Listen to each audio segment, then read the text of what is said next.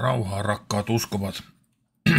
Mä tein tämmöisen spesiaalivideon siksi, koska nyt eletään just sitä vaihetta, mitä mä oon jo alkusyksystä kaavailu, tai siis monta vuottahan tätä on tehty ihan samaa, mutta se, että nyt se näyttää niin kuin toteutuvan, että nyt ollaan maaliviivalla ja joku sellainen tärkeä asia näyttää toteutuvan ja nyt kun tuli valtava vahvistus. Ensin tuli tämä seriffi, minkä mä sanoin silloin raamatutunnilla sunnuntaina, kerroin, niin Markku lähetti oikein pommin perään mulle.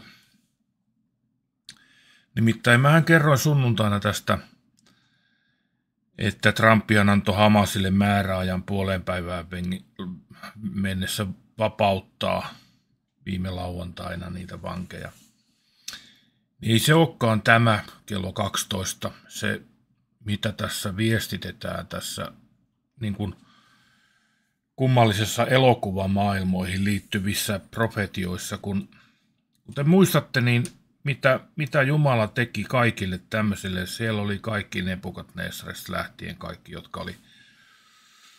jotka oli hyvinkin jumalattomia ja vaaraita ja kaikkia muita, niin Jumala antoi niille ne profetiat nähdä ja näkyjä. Lihavat lehmät ja laihat lehmät ja niin edespäin. Ja sitten tuli profeetat, jotka tulkkas. Danieli tulkkas Babylonian kuninkaalle unia ja näin päin pois. Juomanlaskija unia ja mitä kaikkia, niin miten ne menikään. No ei nyt puututa siihen, vaan siihen, että Jumala näyttää, niin kuin ollaan nähty Simpsonien kautta esimerkiksi VTC-tornien ja monen muun, niin elokuvien kautta, niin varmasti esimerkiksi tämä Terminaattorilla ja tällä Matrixillakin on omat roolinsa ollut, jos ei muuta, niin puhutella ihmisiä näistä asioista. Ja tässä on tämä Seriffi-elokuva. Elokuvan juoni on, että elokuvassa rosvojoukko tuli kostaan Seriffille keskipäivään mennessä. Ja Seriffi pyysi kaupunkilaiselta apua, mutta kukaan ei tullut auttamaan heitä, koska he pelkäsivät. Ja tässähän oli se jutun juoni, että uskovatkin istuivat kirkossa odottamassa Seriffin tappamista. Ja lopulta Seriffi osoitti rohkeutensa, ei painut, vaikka olisi hyvinkin ehtinyt, ja otti yksin vastaan 4 konnaa ja kukisti heidät. Ja loppukommenteissa ojensi Seriffi tähden kaupunkilaisille sanoa, että tarvitsette uuden Seriffin, minä lähden nyt. Tämä on mielenkiintoinen elokuva, koska tuossa kellossa näkyykin, Markku huomasi tämän tuossa, oliko se tänään? Markku huomasi, että niin tosiaan toihan ei olekaan pelkkä yksinkertainen kello, vaan tossahan on päivämäärä kello myös, kuukausi, 30 asti. Eli se pyörii 30 päivän, tuo on 30 päivän kello. Se ei olekaan ihan tavallinen kello. Ja näinpä niin tässä kellossahan onkin selvä viesti, että kun Yhdysvaltain varapresidentti J.D. Vance sanoi viime viikon perjantaina, että tuolla Münchenin turvallisuuskonferenssissa pitämässä puheessa, että Washingtonissa on uusi presidentti Donald Trump, uusi seriffi. Kaupungissa on uusi seriffi. Ja tästä lähdettiinkin sitä katsomaan, että seriffi tosiaan. Ja nyt löytyi uutta sellaista, jota ei olla ennen hoksattu. Tää on Steve tuolta, en tiedä mistä tää on tää Steve, mutta hän löysi mielenkiintoisen elokuvan. Mä laitan linkin tohon alle sitä videosta ja erittäin omituisen kohdan löytänyt. Ja olisiko se ollut toi? Ei vaan toi. Elikkä presidentti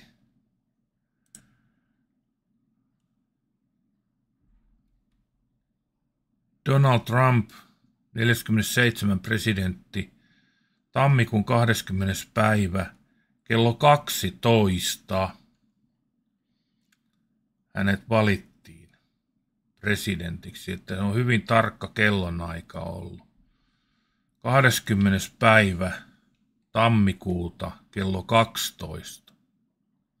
Ja nyt päästään siihen, että tossa on sekä kuukausi että sitten tossa on tunnit. Ja sekunnilleen, tai siis niin, minuutilleen. Ja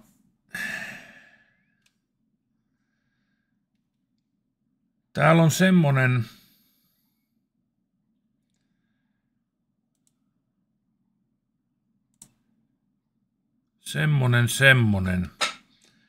elokuva, kun Drago, ootas nyt, se oli joku, mikä sen elokuvan nimi on? Löytyykö se tästä?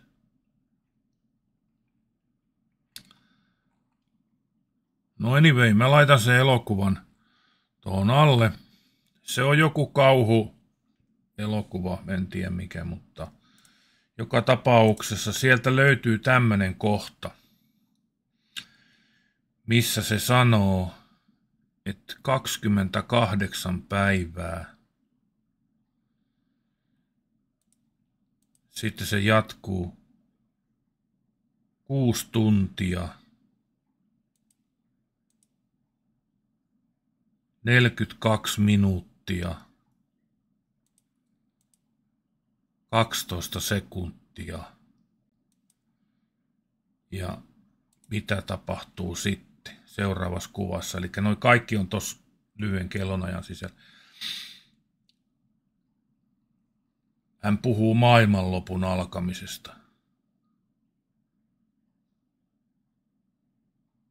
Näin.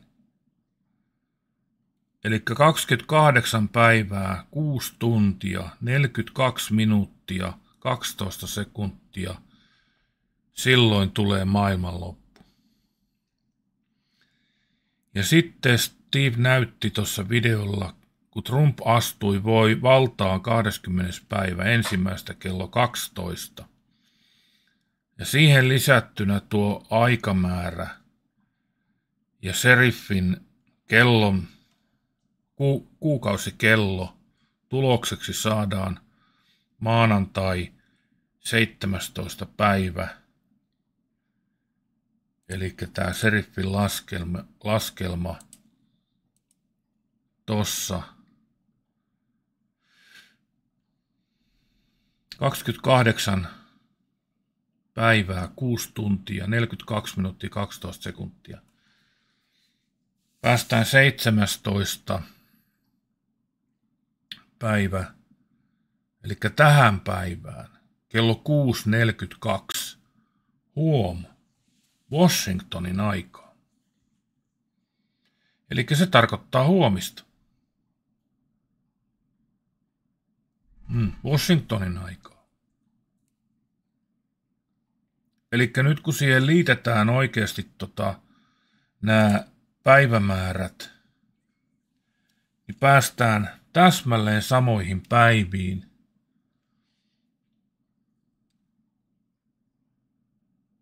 Kiinni. Ja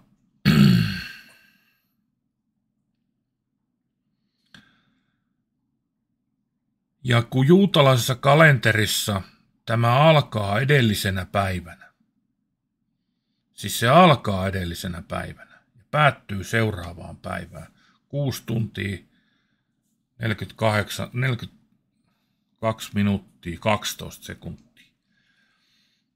Ja Suomi ja tai Israelin ja Washingtonin ero on suurin piirtein toi sama.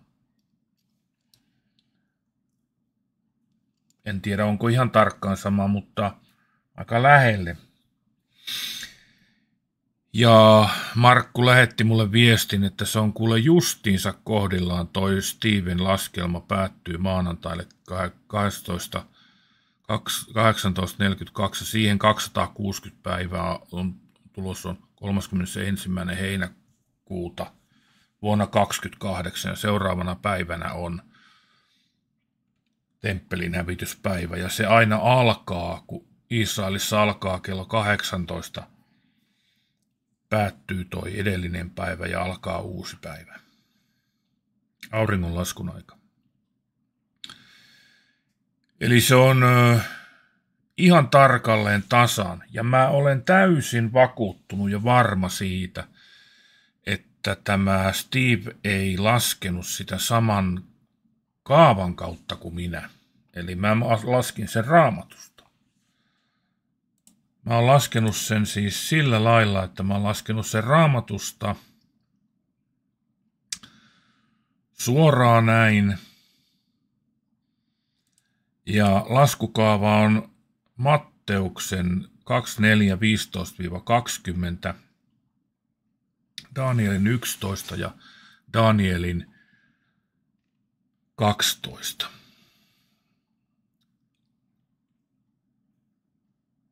Ja 11. Danielin 11. luvussa näytetään, mihin se tulee se sotajoukko, joka aikoo hyökätä tuonne Israelin.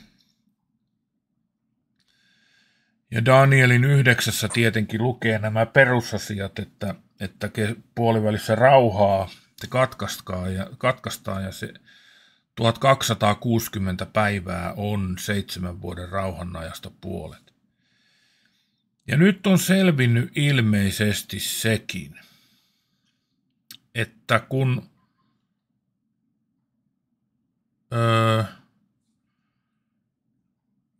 miten mä luin tuolta, että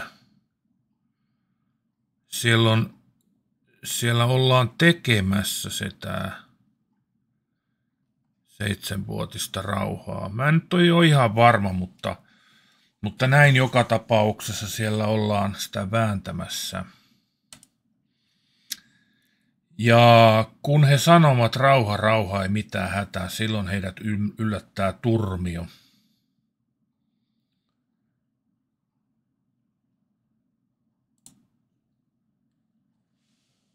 Joo. Tämmönen aika mielenkiintoinen asia ilmeni.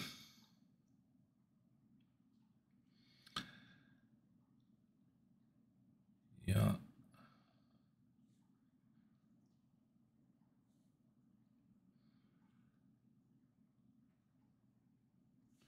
eli niin, kun sitä